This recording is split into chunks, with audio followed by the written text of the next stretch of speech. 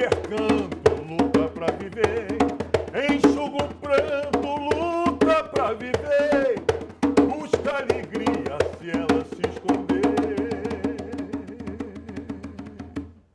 Com essa energia, a gente começa o Conexão. A pessoa é para o que nasce. Seja branco, negro, indígena, o que for, se tem talento, merece aprimorá-lo e mostrá-lo para o mundo. Mas a gente sabe que na prática as oportunidades não são iguais para todos, ainda. Hoje convidamos a Morena Maria Couto, que é cofundadora da plataforma Inova Colab, e esse músico incrível, Carlos Negreiros, para trocar ideias e também impressões sobre a presença do negro na web e na cena cultural brasileira. Sejam muito bem-vindos. Obrigada, Eliane. Estou feliz em ter vocês aqui hoje. Morena, começo com você. No seu trabalho, no dia a dia lá da plataforma, vocês decidiram num momento parar e fazer uma pesquisa. Vocês descobriram que faltam negros na web? A gente começou dando uma observada no cenário antes de começar o projeto. E aí, observando mesmo, assistindo conteúdos no YouTube, eu percebi que faltava, não é que faltava conteúdo, mas faltava visibilidade. Os conteúdos e os criadores negros, eles tinham menos visibilidade na plataforma. E aí, eles estão lá, então? Eles estão lá. Eles são muitos, só que a visibilidade não chega até o conteúdo deles. Então, a gente resolveu tentar resolver, tentar ajudar a solucionar essa questão. Agora, pensando na música, Carlos, negros nesse cenário musical, normalmente a gente pensa logo nos sambistas, em pessoas que estão no mundo do samba e até na MPB, Milton Nascimento, Gilberto Gil. Mas não é só isso, tem muito mais artistas negros atuantes na música. Você se sente plenamente representado? Não na música, no campo erudito, realmente falta negros dirigindo essa coisa. Agora, no popular, realmente está representado, sim. A partir, inclusive, de Pixinguinha, que é uma grande referência, né? E vem por aí, o meu mestre também, o Abigail Moura. Que a gente vai falar dele já já. É isso. Olha só, falando em música, eu tenho uma dica de leitura para você. O site GL10 publicou um texto de Carlos Roberto Saraiva sobre o compositor e regente Joaquim José de Mendanha. Você já ouviu falar? O Joaquim José nasceu em Ouro Preto, mas também morou em Porto Alegre, onde morreu em 1855. Chegou a ser preso durante a Revolução Farroupilha e, na prisão, teria sido obrigado a escrever o hino do Rio Grande do Sul. Personagem da história do país que poucos brasileiros conhecem. Carlos, a história do Joaquim José de Mendanha, a história do Abigail de Moura, fundador da orquestra, deveriam se repercutir nas escolas, por exemplo? Exatamente. Esses são exemplos que deveriam ser reproduzidos, mostrados, porque trazem autoestima, principalmente. A gente vai colocar a foto a imagem que a gente tem em referência do Joaquim José daqui a pouco para você ter uma imagem dessa figura desse brasileiro. A escola também precisa ficar atenta a esses personagens? Com certeza. É muito importante para a formação da nossa identidade, né, como povo. Ter imagens positivas de pessoas que foram referência, tanto na música quanto no jornalismo. É muito importante isso para que as crianças cresçam com uma autoestima fortalecida, né? E você já descobriu os talentos na web, os youtubers? Me fala deles um pouco, Morena. Aqui no Rio, a gente abriu um mapeamento público e aí muita gente se inscreveu e dessa galera a gente conversou com algumas pessoas e trouxe essas pessoas para dentro da Inova. Mas quem são, né, essas pessoas? São pessoas... Quais perfis você São pessoas muito variadas, assim. Tem pessoas que são professoras, tem a Dirce, por exemplo, que é bióloga, tem publicitário, tem pessoas de todas as áreas que querem falar de algum assunto e aí utilizam o YouTube como uma ferramenta de propagar o discurso que acham interessante estar no mundo, né? Não são necessariamente jovens? Não. A Dirce, por exemplo, tem 51 anos, tem pessoas mais velhas. A gente separou a página aí, alguns vídeos dela para mostrar que é o Negras 5.1. Negras 5.1, que é o canal da Dirce. E ela tem vários vídeos, a gente vai rodar um para vocês, para a gente conhecer melhor. Aí... Olá, galera, tudo bom? O que eu faço para ter essa pele de pêssego linda e maravilhosa? Nada, gente. Mentira. Vê no vídeo que eu vou mostrar para vocês. Olá, galera, tudo bom? Então, no vídeo de hoje eu vou falar sobre cuidados com a pele depois dos 50. Por que eu resolvi fazer esse vídeo? Porque muita gente me pergunta o que eu faço na minha pele porque eu tenho uma pele de pêssego, porque eu não tenho ruga, né? Mentira, né, gente? Eu já tenho alguns sinais da idade. Eu sei que tem mulheres da minha idade que já têm bastante ruga, até meninas mais jovens que já têm ruga, já têm a pele bastante manchada, mas eu não tenho, né? Não tenho por quê. Primeiro que eu nunca gostei muito de maquiagem. Não é que eu não gostasse, né? Eu não encontrava maquiagem pro meu tom de pele. Mas procuraram mais a gente, acho que porque eu publiquei em alguns grupos de mulheres negras e tudo mais. E a procura foi mais feminina mesmo. E normalmente eles acabam tratando da temática do mundo, enfim, do universo deles, dos negros, questões raciais. Acaba que, na verdade, os canais não são sobre isso.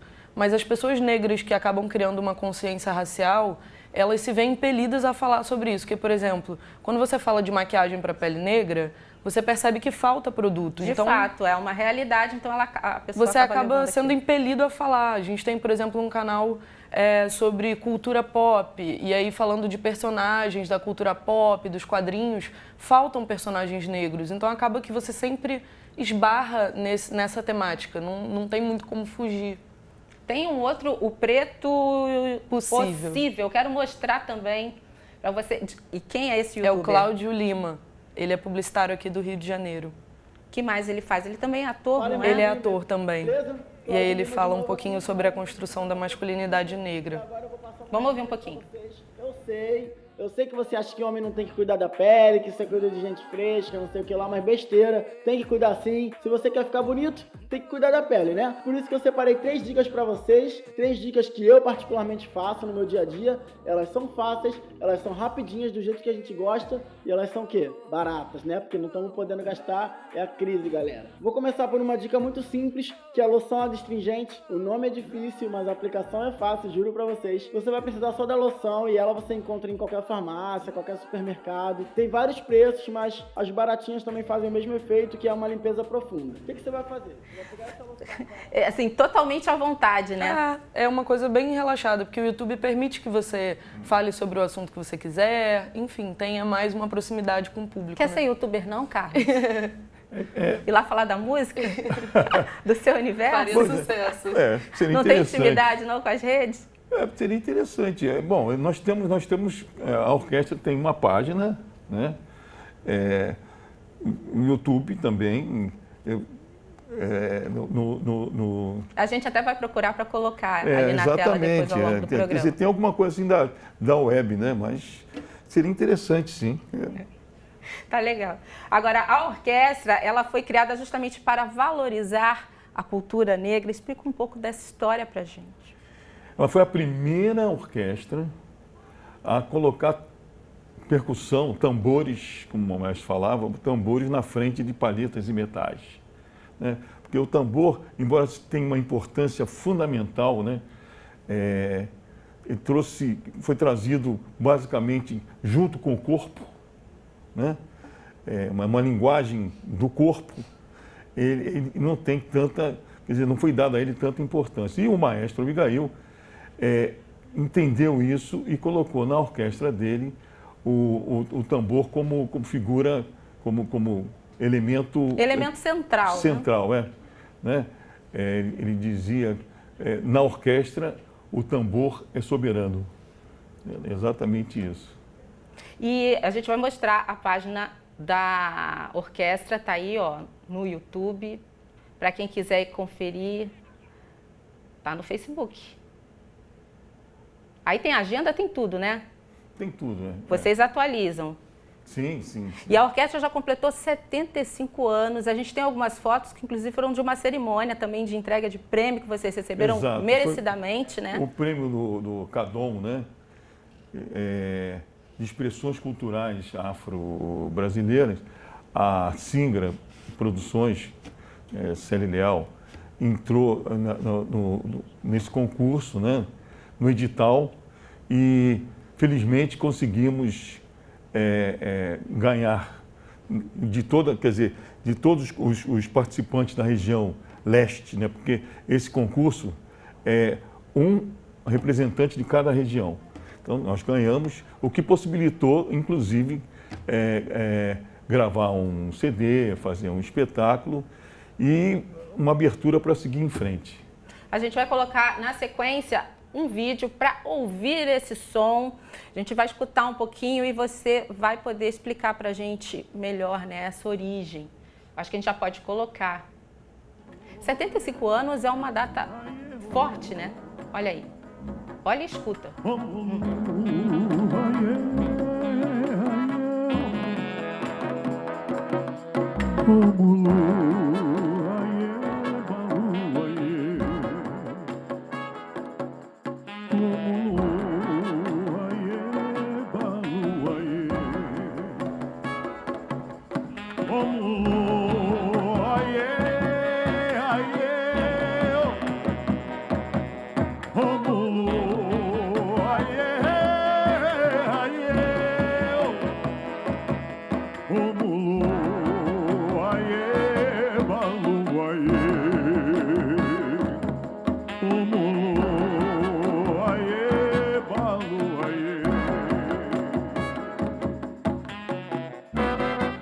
O mestre Abigail, ele esteve à frente da orquestra de 42, época da fundação, né, até 1970, se eu não estou enganada. Nesse período ele escutou muita coisa, né, muitas classificações para essa música. A música foi chamada de exótica, foi considerada pouco comercial. Você acredita que tudo isso tirou um pouco a visibilidade, a força? Embora ela esteja aí até hoje. Graças a Deus. Foi considerado uma coisa, quer dizer, um tipo de música exótica mesmo, né? Mas lá dentro da rádio, onde era a sede da orquestra, onde o maestro trabalhava, e por isso a gente ensaiava lá uma vez por semana, a orquestra tinha certo prestígio entre as pessoas, os grandes mestres que circulavam lá, embora considerasse, continuasse considerando exótico, tá entendendo? Mas era isso, tem, quer dizer, um peso muito grande, quer dizer, alguns grandes mestres passaram por lá, né? Porque a rádio era um meio de grandes músicos por causa da orquestra sinfônica na época, né? Então, eles sempre arranjavam um jeito de dar uma passadinha para ver aquela orquestra, eles sabiam o que é, mas com a curiosidade ainda de ver uma coisa de prática exótica, vamos dizer assim, né? É isso, agora com certo respeito, é claro, porque pela dedicação do maestro, não podia ter outro tipo de reação. É fato. Olha, eu vou chamar para a nossa conversa uma outra convidada, é a Adriana Barbosa, também negra, criadora da Feira Preta, que rola lá em São Paulo. O evento já se consolidou com a proposta de promover o desenvolvimento sociocultural da nossa comunidade negra, justamente através do empreendedorismo e do empoderamento de artistas e microempreendedores afro-brasileiros. Tudo bem com você, Adriana? Oi, Adriana. A gente perdeu o sinal. Quando recuperar, retorna a conversa. Eu ia trazer esse aspecto para ela sobre as oportunidades, né, de mostrar talento.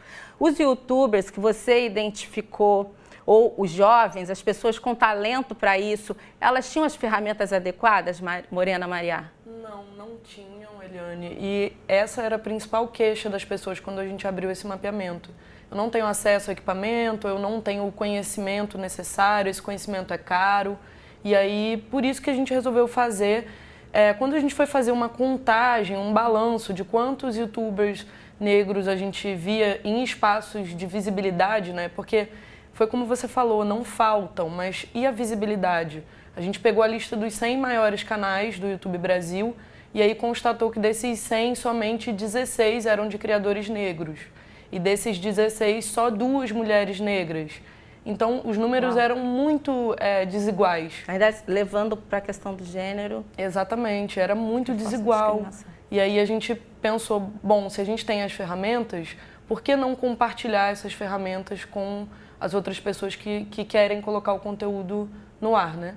E eles já têm até um retorno disso? Já conseguiram ver um retorno dessa ajuda? Isso já começou a vir. As pessoas da Inova já começam a conversar com a gente, falar, olha, eu recebi mensagens de outras pessoas negras falando da importância do conteúdo, eu estou me sentindo super bem com isso, mensagens até de fora do país, de pessoas que estão acompanhando o conteúdo. Os canais ainda são pequenos, mas já tem um público cativo ali que tem curtido o conteúdo que eles fazem. E, Carlos, como a orquestra faz para se manter? Bom, nós entramos em editais, né? Mas depois da gravação desse CD e de ganharmos esse prêmio, a visibilidade aumentou bastante. Então, existe a possibilidade de a gente ter uma carreira, vamos dizer assim, né? Pelo mercado exterior. Quer dizer, há interesse dessa linguagem da orquestra, eu diria que muito maior lá fora do que aqui. Muito bom. A Adriana já voltou. Tudo bem, Adriana? Tudo bem, acabei caindo aqui. Não tem problema, a gente está conectada, corre esse risco mesmo. Você, Exato. antes de mais nada, receba os parabéns aqui do Conexão pelo seu prêmio. Você foi considerada uma das pessoas, né, mais influentes aí do cenário afro. Meus parabéns mesmo. Muito obrigada. Conta como é a sua experiência como empreendedora, né? Sim, sim. Eu comecei a empreender uns 16 anos atrás e era uma iniciativa ligada a um empreendimento por sobrevivência. Eu precisava sobreviver e comecei a vender minhas roupas em feiras de rua. E foi numa dessas feiras de rua que eu comecei a analisar o contexto de música negra na região da Vila Madalena, que é uma região onde é um bairro mais artístico, com uma forte concentração de jovens negros enquanto consumidores e produtores da cultura, mas não apropriados da circulação monetária que gerava a partir dessas produções. E foi dentro desse contexto que eu resolvi empreender a Feira Preta junto com uma amiga, na época, há 15 anos atrás, para dar visibilidade para essas iniciativas culturais empreendedoras, sobretudo de jovens e mulheres negras, né? E aí era visibilizar iniciativas empreendedoras, né, em diversas áreas, em diversas linguagens, mas o que me chamava a atenção era a linguagem artística, né? Como que a gente consegue movimentar recurso, consumo, criação, produção ligada a essa temática negra, mas não necessariamente, ao meu ver, naquela época que eu andava nessas baladas blacks, eu não via a gente se apropriando do dinheiro que circulava dessas produções, entendeu? E você já percebe alguma mudança, assim, a sua contribuição com esse projeto? Com a Feira Preta? Isso. Sim, percebo. Contribuição à Feira. Hoje ela se transformou, ela começou no espaço público, numa praça, depois a gente passou vários anos em pavilhões e ela hoje é a maior feira negra da América Latina, um espaço de encontro, de celebração, de disseminação da cultura, e é um projeto quando a gente pensa em processos de criação, produção, distribuição e consumo, a feira, ela cumpre uma etapa de distribuição e consumo. É como se a feira fosse um espaço de disseminação dessas criações, dessas produções. Eu não produzo artes no sentido de criar arte, mas eu promovo um espaço para que outros artistas visibilizem a sua produção artística. E a gente fez isso durante muitos anos, mostrando desde a cultura tradicional até a cultura contemporânea, em diversas linguagens, passando pela área da moda, pela área da gastronomia, área do audiovisual. Então, acho que a feira teve uma boa contribuição ao longo desses últimos anos em dar visibilidade e propiciar estrutura e espaço adequado para essas linguagens, entendeu? E você também acaba levando a feira, tornando a feira um pouco itinerante, levando para locais diferentes. É um pouco estratégico isso também para localizar talentos, não é não? Não, total. Assim, primeiro de pensar em centralizar na itinerância e democratizar, né? A gente ficou durante 15 anos concentrando a feira num único espaço e o que a gente está fazendo dessa vez é trabalhar com 3 eixos, né? Que é levar conteúdo para territórios estruturados, trabalhar com uma comunicação desses conteúdos e desses territórios. E aí, nesse sentido, a gente olha para a cidade de São Paulo e dá capilaridade para essas produções, né? Então, ontem a gente começou a atividade na região de São Miguel e termina no dia 25 de novembro na região do Bom Retiro. Então, é como se a gente olhasse para a cidade de São Paulo e pudesse visibilizar toda essa produção que a cidade de São Paulo tem ligada à cultura negra de uma forma mais ampla, né? Desde a área de moda, gastronomia, cinema, enfim. São Paulo tem uma efervescência cultural muito forte, né? Uma produção intelectual, cultural, inventiva muito forte. E o que a gente está fazendo é olhar para essa São Paulo preta, entendeu? Bom, quero muito agradecer a sua participação e assim, eu até desejo que você consiga replicar isso pelo país, né? Ah, se Deus quiser. A gente torce para que você consiga expandir aí, ou pelo menos inspirar outras pessoas. Parabéns, sim. Adriana. Muito obrigada pela participação, viu? A gente é que agradece. Morena, você estava aí o tempo inteiro concordando com ela, enfim. Que ideia você tem desse cenário assim, do espaço comercial para os negros? Eu acho muito bacana iniciativas como a da Adriana, que não permitem só que ela própria mostrasse o produto dela, mas ela viabilizar essa distribuição dos produtos de outras pessoas negras. Esse papel de articulador é muito importante, assim. Eu já conheci o trabalho dela e acho sensacional o que ela faz lá em São Paulo, assim. Okay. Você tem eu encontrei no site de vocês, lá do Inova Collab, uma publicação que fala sobre negritude e conteúdo. Que história é essa? Eu acho aquele texto interessante. As pessoas, muitas vezes, elas não assistem o conteúdo que as pessoas negras fazem no YouTube porque entendem que negritude é um nicho de conteúdo. Entendem que negritude é um assunto, ou seja, a pessoa tem um canal sobre negritude. E muitas vezes o canal da pessoa fala sobre beleza, fala sobre audiovisual, fala sobre outra temática, sobre música. Então, a pessoa falar sobre a temática racial faz parte da existência dela enquanto sujeito, mas o assunto do qual ela trata naquele veículo não é necessariamente negritude. E aí as pessoas muitas vezes não assistem o conteúdo por entender que eu não sou negro, então esse canal não me interessa, essa pessoa não me interessa. E na verdade não é nada disso. As pessoas negras produzem música, produzem cultura no geral. A gente não fala só sobre ser negro. Exatamente. A gente é forçado a falar sobre ser negro porque as condições da população negra ainda não são ideais. Nos levam a isso. Exatamente. É uma maneira que a gente tem até de chamar a atenção para tantas desigualdades em tantos setores. Exatamente. Agora, Carlos, os músicos da orquestra, falando mais um pouco desse trabalho, são amadores? Não, são músicos de ponta. Eu peguei, na realidade, o Emanuel Araújo, lá de São Paulo, no Museu do Negro, foi colocar uma parte do museu, inaugurar um espaço dedicado à orquestra. E sugeriu que a gente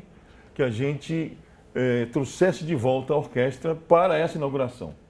Entendeu? Então, eu me associei ao meu amigo, o maestro Caio César, e nós escolhemos a dedo os integrantes. Chamamos o Sérgio de Jesus, que é uma sumidade, ele é doutor em música, trombonista, e ele trouxe o pessoal desse nível, entendendo? Então, é uma orquestra de professores. Com muita gente boa, e o resultado está aqui. A gente vai mostrar para quem está em casa, a Orquestra Afro-Brasileira, 75 anos, uma marca que merece muitos parabéns e que esse projeto continue por 100, por muitos mais séculos. A gente, infelizmente, tem que encerrar o Conexão, mas eu quero muito encerrar com música, com esse tambor forte, em homenagem aí à nossa raça. Meu povo, nosso corpo ritmado a evoluir. Meu povo, cabelo encaracolado. Meu povo, negritude branca e índia que reluz. Que lindo, meu povo, um presente do